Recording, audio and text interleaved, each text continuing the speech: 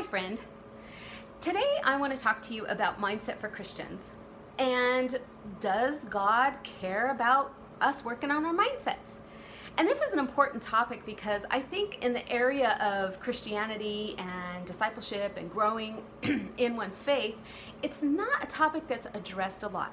Now, there are ministries and people who have talked about inner healing and such, and is very much related, but not specifically to mindset. And so I want to ask you this question. Does God want us to work on our mindset? If he does, how does that relate to the plans that he actually has for us, for our lives? Now, in order to tackle this subject, we need to come from the standpoint that actually God is the creator of all things. He is a creator of all things in the universe, and he is a benevolent God. He actually loves us and loves his creation. When we come from that perspective, then we can understand ourselves as his creation and the mind, which pertains to mindset, and how exactly he wants us to use our minds. Now, in order to do that, we have to understand a few principal foundations that come from the very first book of the Bible out of Genesis. Now, there are things that are mentioned in order for a specific reason. And in order to understand these things and why and how they pertain to each other, we need to come from an aspect that God is good and he has good plans for us, Jeremiah 29:11. Now, when we look at the book of Genesis, we see that God made Adam and Eve, and he actually blessed them. But he gave them a mandate. He told them to be fruitful, to fill the earth, and subdue it. So now we understand that there's some sort of mandate in order to take dominion on the earth. And in order to do that, we have to believe that he gave us the tools in order to do that, right? So in my discovery and in my growth in my faith, I actually started understanding that our minds and our brains had something really integral to do with that. And so we're going to tackle the subject from God is a creator of everything, and he created man and woman in order to take dominion on the earth, to share their gifts, the gifts that he gave them, and that he was also going to reward them as such. Now, some of these concepts as God is creator and really understanding what that means might be a little bit unfamiliar to you. That's okay. A lot has been lost down through the ages through religion, and specifically a practice of not investigating traditions that have been handed down. We call them man-made traditions.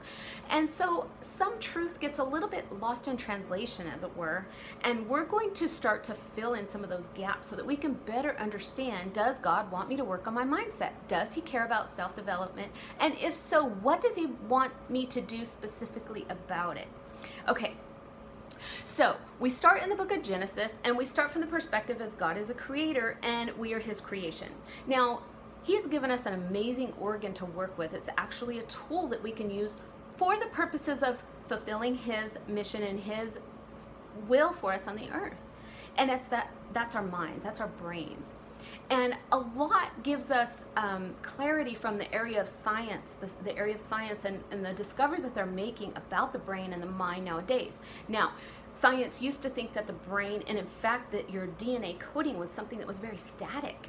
And now they're discovering something called neuroplasticity, which is really, it sounds like, it is what it sounds like. The brain is plastic. Actually, is malleable. It can be formed and changed over time. And there's many studies coming out regarding this. So given this perspective, given that fact, and given the fact that God is the creator and he's given this as a gift to us, what exactly are we supposed to do with it? Well, my guess and my hypothesis is that he wants us to mold it and shape it the way he wants it to go. But what exactly does that mean? Well, if we start from the standpoint that God is a loving God and he loves his creation and he has a life of fulfillment and abundance for you, just look at all the creation that he's made in the universe. He has created abundance that is evident whenever you look around. You can look that oxygen is abundant because the trees are abundant. He designed that in the creation. He has created ecosystems and ways to feed the animals and the creatures on the earth, and all the plants and all the animals work together in a finely tuned, orchestrated, intelligent design that is actually for a purpose. Now, when we come from that standpoint, we can understand that yes, God does want us to use these minds. He does want us to use them for his glory. And how do we do that? Now, it's important for believers or Christians and work on their mindset, because we are the light bearers. We are to reveal his will on the earth, and we're to do that in a way that is very honoring to him, but also something in a way that there's something that he is waiting for us to do. Now, when I was a young Christian believer, I used to think, well, God will bless me if I do the right things, which is true.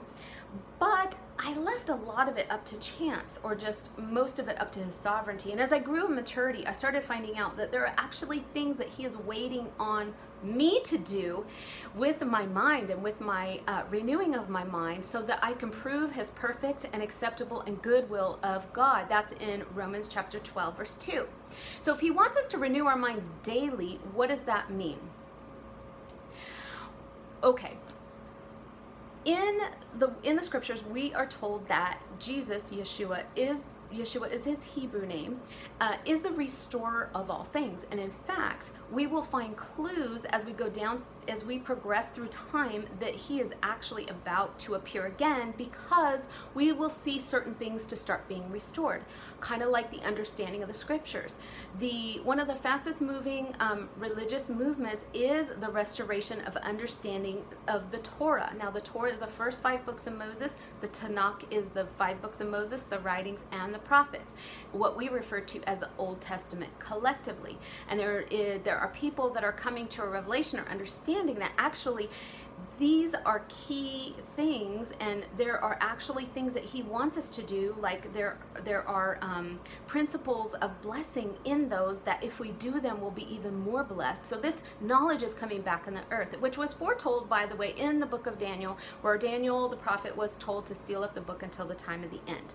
Okay, but that topic is out of the purview of this video. What I want to talk about is, if he is coming to restore all things, wouldn't we see clues about that? Now, just a little bit about my testimony, a little bit from where I come from. I started this journey down this entrepreneurial path. And I wanted to look and see, I just knew that God had something greater for my life. I was struggling financially in my relationships, just everything seemed to be crashing down around me. I was full of fear and anxiety, and it was very, very difficult for me to even homeschool my kids in a counterculture type way, with all this fear and anxiety, and I didn't know what I was supposed to do with it. So that's when I started looking around, and I felt led to go down this journey of entrepreneurship, where I would be learning a completely different skill set. I didn't come from a business background at all. I always thought of myself as a right brain creative. And he led me down the path of entrepreneurship, and he started putting me with people where I started watching the things that they did. And I was really sure that he wanted me to go with these certain people and learn from them, because I had prayed and fasted and put out a fleece and everything. So I wanted to get everything that I could understand, of course, filtering it through the truth of the core of what I know in my conscience, and find out what is it that he wants me to learn about this. You know what? The results were astounding. I started finding people in the business world who were just really, really successful and really prosperous. I mean, very, very prosperous. And I started taking a look at the things that they were doing, and in almost every instance, I saw the person was working on mindset, actively working and pursuing mindset. That really jarred me, because I looked around my faith, I don't know what you would call paradigm, and I didn't see that as much. Although I knew that the people in my faith and my group and my church and whatnot, what have you, they were working on their relationship with God, but there was this element that was missing. And I started to think about the first mandate: fill the earth and subdue it, and how he has given us authority on the earth, and certainly given us authority over these minds if he wants us to renew it. So that's when I really started on this journey about really finding out what that looks like and what exactly he wants me to do, and share about that. Now, we're going to be talking about some of the things that have been imprinted on us, because some of the things that have been imprinted on us are wholly unhelpful. There are things that we were told as children, which with child brains, we were trying to figure out the world, right, from an emotional point of view, because our logical brain had not been formed yet. But it no longer serves us as adults. In other words, there were messages that we were given about the world, about people, about money, about success, that really are not true. And I started learning that as I started discovering these imprints or these subconscious blocks, these self-limiting beliefs, as it were, I started understanding that there was a actual principle in operation because there is an actual legal transaction going on. And when I started understanding about limiting beliefs and uncovering those things, people in the recovery world actually call them secret vows, and that's actually what they are. So God has a truth. He loves us. He has wonderful things for us, but we grew up making these secret vows with something that's not true. That's called a lie, and it brings a curse. So one of the things that I can give you an example, one of the things that I grew up thinking was that money was bad, that success was bad, that I was bad for even wanting it. And it's no fault of anybody else. It's just the passing on of information, and trying to understand the world as best I could. But that no longer served me as an entrepreneur. So I started taking another look at this, and I started seeing principles in the Torah, in the Old Testament, that actually explain this. Now, there are things that we tell ourselves, and it runs in the subconscious as like a program in your mind that actually is not true. And God cannot bless when we are in agreement with a truth. Would you agree? So that actually is what brings the curse. Go read Deuteronomy 27 and 28. When we don't keep his instructions, we don't tell ourselves the truth of who we are and that he loves us, and that, of course he disciplines us when we start going down the wrong path. When we start negating that by what we actually believe in our core, then it actually blocks the blessings of God from chasing us down the street and overtaking us.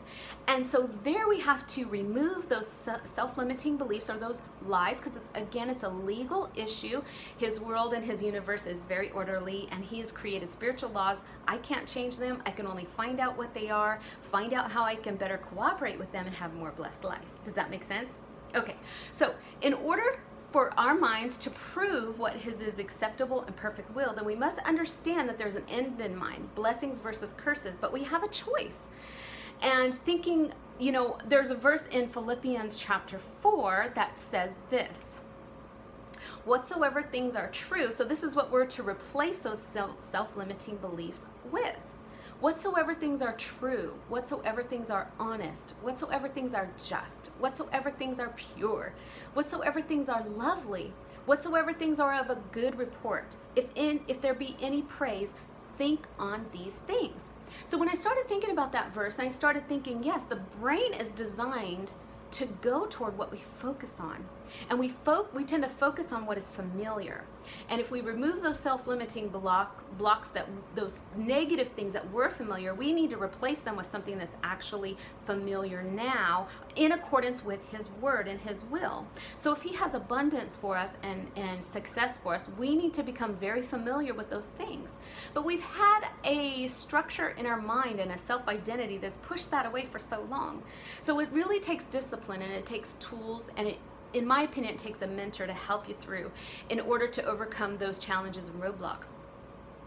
Now, about the renouncing the secret vows that we've made, there's a scripture in 2 Corinthians chapter 4, verse 1 that says this: rather, we have renounced secret and shameful ways. We do not use deception, nor do we distort the word of God. So if we're to remove those things, those secret and shameful ways, we need to replace it with something else. So that's why we meditate on his word day and night, Psalm chapter 1. And what we are meditating on, we actually go toward. And so I started thinking, he's given us a life of abundance. Jesus, Yeshua, said that I came that you might have life and have it more abundantly. So I started seeing these principles that were playing out not only in the Old Testament, but also in the New Testament. And in fact, we were given authority on the earth.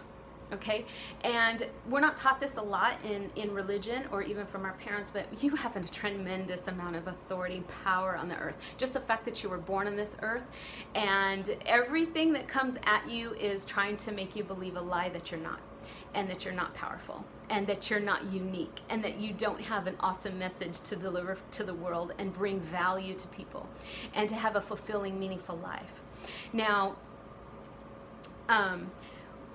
there's a danger in running on old programming, and I call it the harsh man syndrome. And I'll explain what that means, because oftentimes we as believers, we ascribe a motive to the Lord that actually isn't true.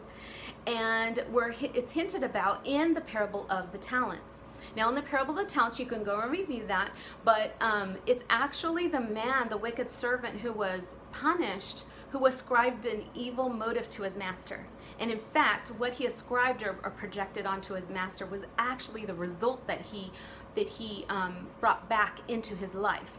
Now, some of this has to do with the law of sowing and reaping. Now, my friends in other other circles from other religions actually, and even the prosperity movement, actually call this the law of attraction when they want to attract good things into their life. So they have to be vibrating on a higher level. I'll explain more about that in a moment.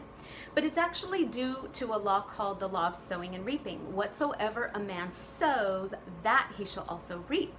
So we can see in the parable of the talent that this wicked servant was actually sowing negativity and ascribing an evil motive to his master, but that in turn is what he ended up reaping, unfortunately. And he said that his master was a harsh man. Okay, no, we have to get we have to be very careful not to ascribe a motive to the Lord that is actually, and my sneaking suspicion is that this servant was actually just projecting onto his master what was running in his subconscious background, what actually had been imprinted on him as a child, or through religious practices that were unchecked. Does this make sense? So he actually ascribed an evil motive, and he ended up reaping negatively for that, because his master came and said, "You wicked servant, why didn't you go take it and put my money with the lender so that it could accrue interest?" In other words, why didn't you think I had just a little bit of decency in me? And I think that so many times as Christians, we have this harsh idea of God that he's there to punish us. And it has nothing to do with what God really is. Does he discipline his children? Yes, the Bible says he disciplines those whom he loves. But we actually ascribe him an evil motive based upon religious dogma or imprintings from our parents as children, or things we inadvertently associate or pair with one another. And this is just not true. So, we are actually warned not to do that. Now, another aspect of this is, and I want to get into it because I referred to it a moment ago, is the law of attraction. Now, we understand through the prosperity movement that the law of attraction has to do with vibrational frequencies. And I talk about this in other videos of mine. You can go and look at those, but we are actually energetic beings. And if we start from the premise that the Creator has created us and we're made in his image, that he vibrates on a certain level, therefore we vibrate on a certain level, and I'll connect this in a moment, then actually there's something to that. And actually there's something that we can attract, but it's actually due to this law of sowing and reaping, and things are way more interconnected than we actually believed previously as believers. Now, there are several hints in the Old Testament to this. For instance, God wanted to dwell with his people, so he told them to build a tabernacle with very specific design and very specific instructions, and they had to carry it out exactly. Now, when he did this, there were certain things that we know nowadays that emanate a certain energetic frequency. And now that they have studied like the elements of an atom and even subatomic particles like the quark, which is a sound wave, that's a frequency, and we know everything in the universe is made with this, because in the beginning in Genesis, God spoke and then it happened. So there's that principle. So if he spoke it, there is an integral energetic frequency. And if he told his people that he wants to dwell in their midst, make him a house, we know they had to do it to specifications with certain energetic requirements or frequencies so that he may dwell with them, and the whole thing could happen. We also know about the essential oils. Many of you are aware of this. Also the linens, and not to mix the linen and wool together. Why? The priest could not mix linen and wool together because linen is a very high frequency, I believe 5,000, and wool is a negative frequency, and it cancels it out. So there we have a huge clue. And we know that when we apply linen to our bodies or essential oils to our bodies, that they heal. Why? Because we're changing our frequencies. Is this starting to make sense? So in the world of entrepreneurship, when we say, I need to vibrate higher so that I can attract good things in our lives, listen, the creator of the universe is a person. And do you like to hang around negative people? Just answer that just quietly to yourself. I certainly don't. I like to hang around people who are like me, that are bubbly, who are ambitious, or, kind of sees the glass as, half full, not half empty. Of course, I do have a realism to my personality, and, in fact, I'm surprised I didn't register as an ENFJ on the MMPI personality test. I registered as an ENFP. That's another story. Because I do have that sort of judgment side of my personality, which is more, I think, gifted toward discernment. And so, that being said, we like attracts like, and we like to hang around the people that are like us. Well, God's the same way. And if we're down in the molly grubs and we're negative, or we're constantly thinking negative thoughts, He doesn't want to hang around people like that. Hey, listen, when the 12 spies were sent out to spy out the land, the 10 came back and gave a negative report, even though they had all this fruit. They had abundance, they had blessings, but they were negative. They were like, there were giants in the land, we can't go up against them. They're like grasshoppers in our eyes. And guess what? That fear and that negativity started to spread throughout the camp. And so God stepped in and He was like, I can't be having this, or none of my people are going to want to go into the land which I gave them, which I promised them would be a blessing, and it'd be an abundant blessing to their lives. So we can see how that negativity can spread, and how God can't bless that. Does this make sense? So whatsoever you sow, that you shall also reap. We really need to harness our thoughts. We really need to get a hold of them. I have a mentor who talks about monitoring your thoughts, and she says she did this. I'm so impressed by this, because I'm starting to learn by this. Let me tell you something. God is not above taking a people who were not called by His name and using it to make His people jealous. I've seen it with my own eyes. My mentor, she says she monitors her thoughts, and she did this a lot in the beginning because it showed her how negative her thoughts actually were. She set an alarm on her phone, and for every 20 minutes that said monitor your thoughts. So she would think back to the last 20 minutes and the last 20 minutes and the 20, so on and so forth. She realized how negative her thoughts were. And when she started changing those thoughts, guess what? She started getting breakthrough. She started getting amazing breakthroughs in business and wealth and opportunity, and just the blessings chasing her down the street and overtaking her. Let me tell you, God is no respecter of persons. He loves each and every person He's placed on this planet. And if some people are going to grab a hold of these principles and run with them, why not? And why can't that be you? You're the one that has a relationship with the Creator of the universe. Start today. Start taking these things seriously, working on your mindset, kicking out negative thoughts from your life. What can happen? What's the worst that can happen? I can only see good coming from that. And of course, I want you to research everything I tell you. Don't just take what I say, as gospel truth. Look, you have a relationship with the Creator. You have your own relationship. You're responsible for that relationship. You're responsible to learn how He is. You're responsible to learn the things that He likes, the things that He doesn't like, and the things that are going to bring Him joy and satisfaction and pleasure from your serving Him. And this is my desire for you. So if you would like more information, go ahead and like this video so that I know that I should make more videos like it. And subscribe to my channel down there below, the red button. Hit the bell for notifications too, so you can know when I upload a new video. And this is me signing off saying, be smart and be benevolent.